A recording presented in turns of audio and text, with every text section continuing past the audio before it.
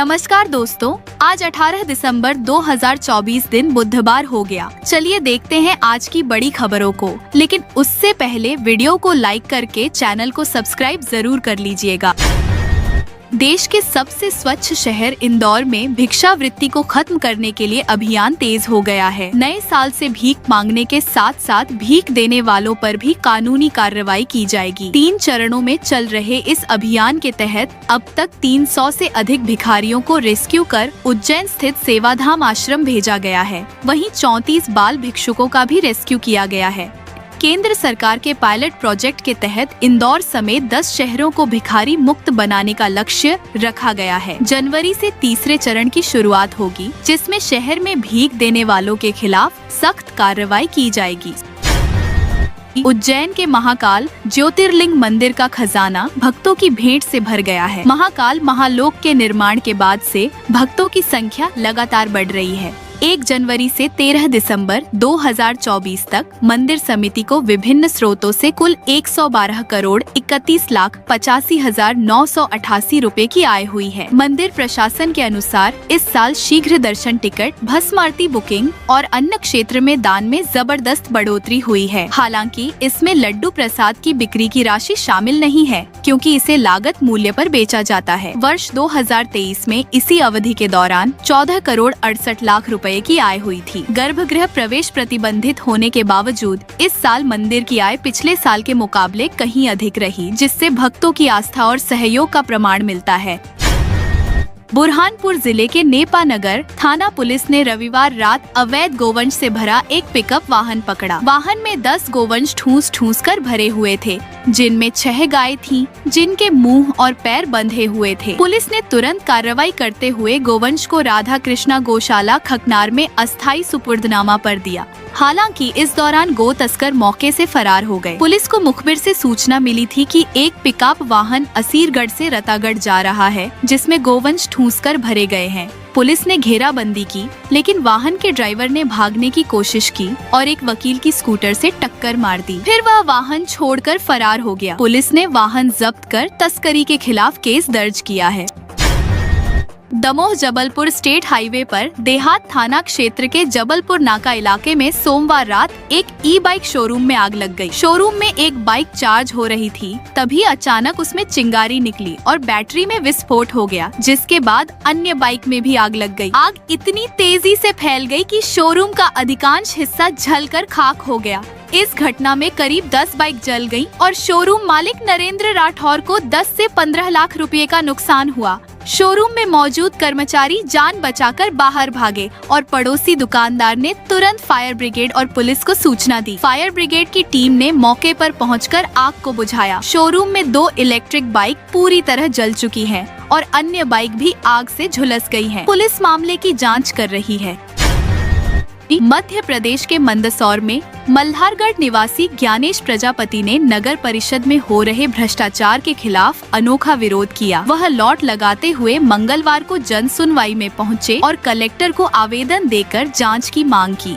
उनका आरोप है कि वार्ड 12 के नाला निर्माण, वार्ड 4 के सीसी निर्माण और वार्ड 5 के डोम निर्माण में भारी भ्रष्टाचार हुआ है। घटिया निर्माण के कारण नाला जगह जगह टूट गया है, जबकि बिल में गलत रिपोर्ट तैयार की गई। उन्होंने कहा कि कमीशन के चक्कर में ठेकेदार, इंजीनियर और अधिकारी जिम्मेदारी से बच रहे हैं। कलेक्टर से सख्त जाँच की मांग की गई है। मध्य प्रदेश के नेशनल हाईवे 35 पर मंगलवार सुबह अनोखा नजारा देखने को मिला। शहडोल रोड पर एक ट्रक का टायर पंचर होने पर ड्राइवर उसे बदल रहा था कि अचानक उसके सामने बाघ आ गया। ड्राइवर जान बचाकर भागा और ट्रक पर चढ़कर गेट बंद कर लिए। सूझबूझ दिखाते हुए उसने हाईवे पर किसी को आगे नहीं बढ़ने दिया और सभी गाड़ियों को ट्रक के पीछे रोक दिया। बाघ काफी देर तक सड़क पर ही बैठा रहा, फिर धीरे धीरे सड़क के किनारे जाकर बैठ गया। इस दौरान लोगों ने बाघ का वीडियो और फोटो बनाए, जो सोशल मीडिया पर तेजी से वायरल हो गए। घटना की सूचना वन विभाग को दी गई। विभाग ने बाघ की लोकेशन ट्रेस करना शुरू कर दिया है और उम्मीद है कि बाघ जल्द ही नेशनल पार्क के जोन में लौट जाएगा। वन विभाग ने लोगों को सतर्क रहने की सलाह दी है। अधिकारियों का कहना है कि कई बार बाघ अपने क्षेत्र से भटक जाते हैं, लेकिन अक्सर वापस लौट जाते हैं। भोपाल के सिरोंज रोड पर रविवार शाम एक दर्दनाक सड़क हादसा हुआ। 3 दोस्त 16 साल का नीरज, 18 साल का शुभम और 19 साल का नितेश बाइक से शादी समारोह में जा रहे थे। इसी दौरान सामने से आ रही तेज रफ्तार कार ने उनकी बाइक को टक्कर मार दी। टक्कर इतनी जोरदार थी कि कार भी पलट गई, लेकिन कार में सवार सभी लोग सुरक्षित बच गए। हादसे में तीनों दोस्तों को गंभीर चोटें आईं। इलाज के दौरान नितेश की मौत मौके पर ही हो गई, जबकि नीरज और शुभम ने देर रात दम तोड़ दिया। तीनों बैरसिया के सागोनी गांव के रहने वाले थे। मृतक शुभम 2 बहनों का इकलौता भाई था। पुलिस ने मर्ग कायम कर कार चालक की तलाश शुरू कर दी है।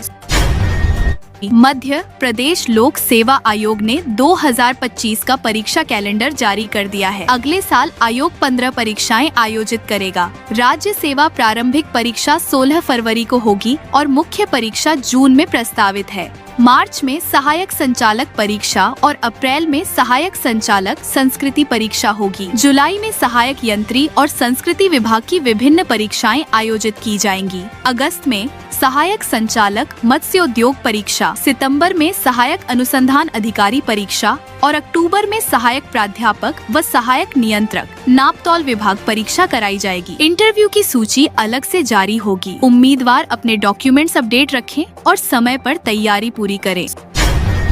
मध्य प्रदेश विधानसभा के शीतकालीन सत्र के दूसरे दिन कांग्रेस विधायकों ने बेरोजगारी, महंगाई और बढ़ते कर्ज के खिलाफ कटोरा और तख्तियां लेकर विरोध प्रदर्शन किया। नेता प्रतिपक्ष उमंग सिंघार ने बीजेपी सरकार पर लगातार कर्ज लेने और प्रदेश की आर्थिक स्थिति खराब करने का आरोप लगाया। उन्होंने इसे कर्ज लेकर घी पीने वाली सरकार बताया और कहा कि कमजोर नेतृत्व के कारण यह कर्ज बोझ बन गया है, जिसका खामियाजा जनता को भुगतना पड़ रहा है। कांग्रेस ने इसे राज्य के भविष्य के साथ बड़ा धोखा और वित्तीय अपराध करार दिया।